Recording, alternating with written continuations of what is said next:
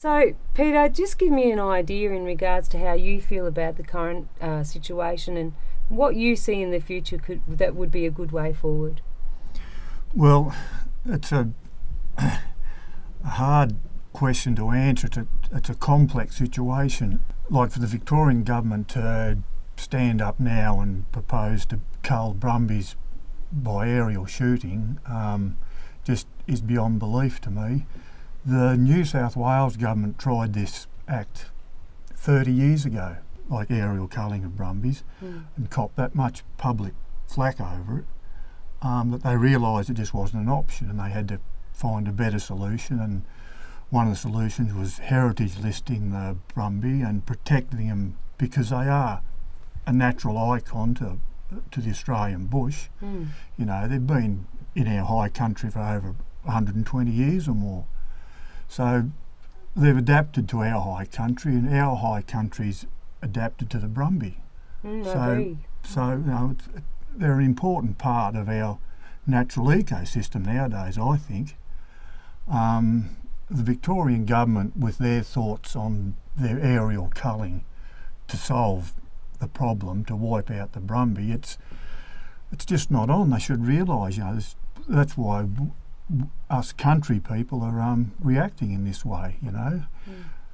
It seems to me that it's just a vote-grabbing exercise for the Greens. Like, you think of national parks and you think of Greens, that's the first thing that pops into your mind. National parks and Greens, the two things go together. Well, it shouldn't be like that, you know. There's more to life in running the country than the green vote, which it all seems to revolve about, you know. The government have got to put the voting issue out of the picture and concentrate on the real issue, what the problems are.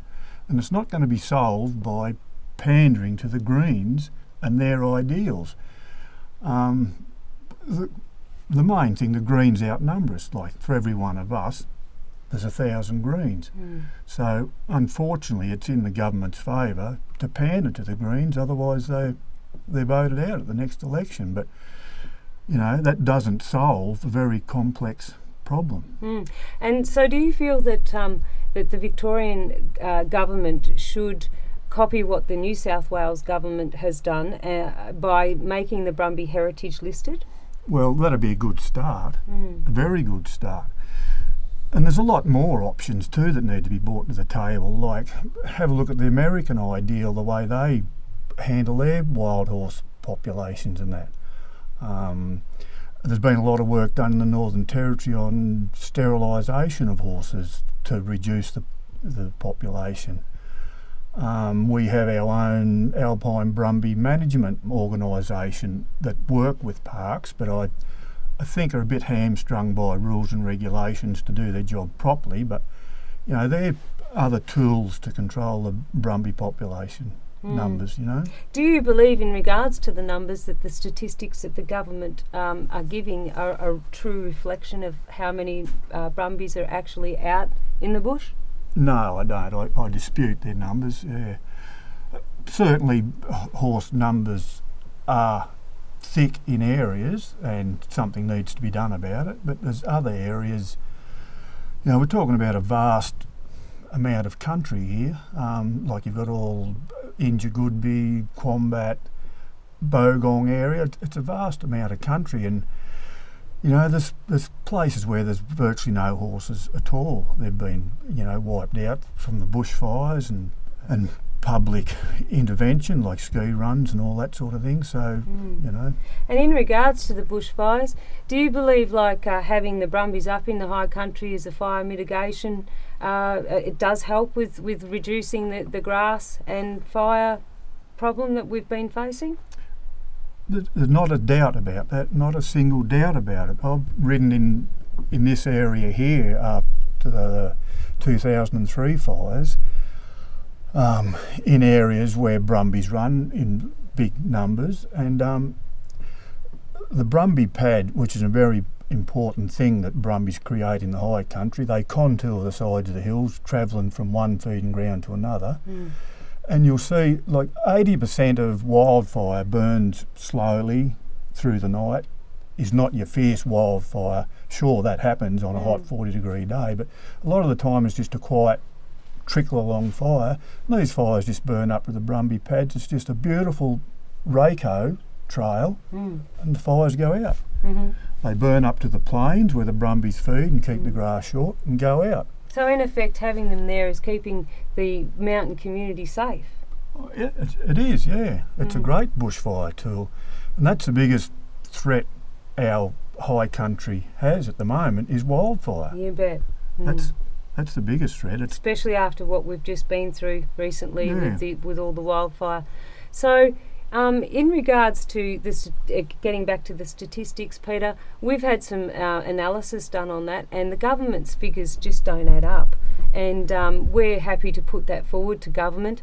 And also, there hasn't been a recount since the last fires that we had, which were incredibly substantial. So even the figures that they are putting forward, they would be different now, wouldn't they? Of course they would, yeah. Like, fires wipe out quite a few horses, and like since they done their last count, you know, we're in drought. Geez, I can take you to an area along the Snowy River. We went last winter. There were dead horses lying left, right and centre from starvation. And this is a management issue, isn't it? We shouldn't be really allowing that to happen. If we had a better management plan to have their numbers regulated, and also maybe introduce the ecotourism around that, because people love to see these horses in the wild, so that they're properly managed, and also, you know, we can use different methods of removal, such as trap yarding, instead of having people go out and shoot them. That's right, and trap yarding has been used and is quite successful in areas. This area where these brumbies died of starvation was it's marginal rainfall country to start with, and it's locked up national park. The only way you're allowed legally in there is on foot. Well, people just don't walk into these areas where these horses starved, you know. Also, that brings up another point, is that since the Brumby government kicked the cattlemen out of the high country, there has been a very obvious reversal in how the country looks. We can go up to places that I went up to when I was a teenager that now it's inaccessible because it hasn't been properly managed like the cattlemen used to do. And so that's another issue that is also has to be addressed, that the government really needs the people up here to help them manage the high country, not lock us out of it. Oh, that's certainly right. I think that's the biggest mistake the Victorian government ever made, was kicking the cattlemen out of the high country. Like, they looked after it like it was their livelihood, so they weren't going to knock it about. Like they just treated it like their family home, you know. Well, they were our family, weren't they? You know, we come from that stock, and I remember going up into Buckwong and up to Charlie's Creek with our cattle, and we were heartbroken when the Brumby government came in and said, well, that's over because there's a few, you know, areas that are sensitive. We would have been happy to fence those areas off, which we still would be, to have better management. But to keep that fire mitigation down, we need to re-look at these old issues, don't we? Yeah, it's the same old argument, just comes up over and over again. Once again, these sensitive areas they talk about, sure there is sensitive areas, but the Brumby actually protects those sensitive areas. Like the areas they're talking about are the bogs and the moss beds and that. Horses and cattle hate going through bogs. Like, that's just against their nature. It's more the wild pigs and deer that we've got a problem with, isn't it? Wild pigs and deer love bogs. That's, you know, they wallow in it and tear it up, and that's just part of their life cycle, you know. So that's where the focus really should be, is proper management for Brumbies, heritage listing them, and then maybe creating industry around the deer, because they're a fabulous meat industry, like what the New Zealanders successfully did, and eradicating pigs, full stop. Yeah, well, yeah, everything you said there is right. Like, eradicating pigs has got to be number one. Like, the destruction they do, just like they can just ruin a high country plain overnight, just plough it up as if someone had been there with a moldboard plough overnight. Then the next thing that grows back, the first thing that grows back's weeds, and they just destroy the whole ecosystem. Like a mob of cattle or a mob of horses would never do that much damage in 100 years. So, you know, they're focusing on the wild horse, once again a vote-grabbing exercise, whereas there's much more important issues, number one being wildfire. That's the greatest destruction that's hit our high country and is getting worse and worse and will get worse and worse. Unless we properly manage, which is to get the browsing animals up there to bring down the fuel load and get people back into those areas to open the tracks up and get the weed management under control. So very, very good points. Do you think Phil Ingermiles is using this opportunity to completely eradicate the brumby? Because that's his objective. He's made that clear.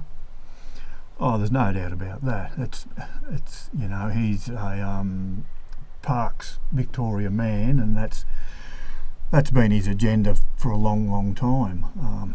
You know, to eradicate the brumby. I just wonder what his next agenda is if he was to be successful, but he won't be successful. You know, like us people in the bush, like have been dictated to by the Greens and their naive way of thinking for a long time now. And after these bushfires, like we've been burnt out, and like in our area 22 homes lost, and it's just simply through mismanagement of our bush and our high country. So yeah, the Greens have just got to sit back and realise they're you know, beaten up the wrong path. You know, the ideology is not fitting in with the reality of the actual situation that faces the people in the bush.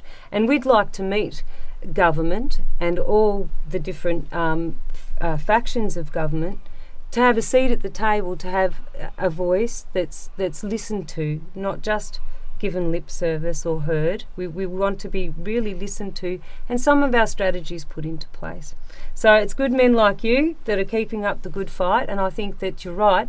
We'll never eradicate the brumby. They're just too tough. But we need proper management. That's key. Yeah, that's for sure. Thanks, Peter. Thank you. No worries.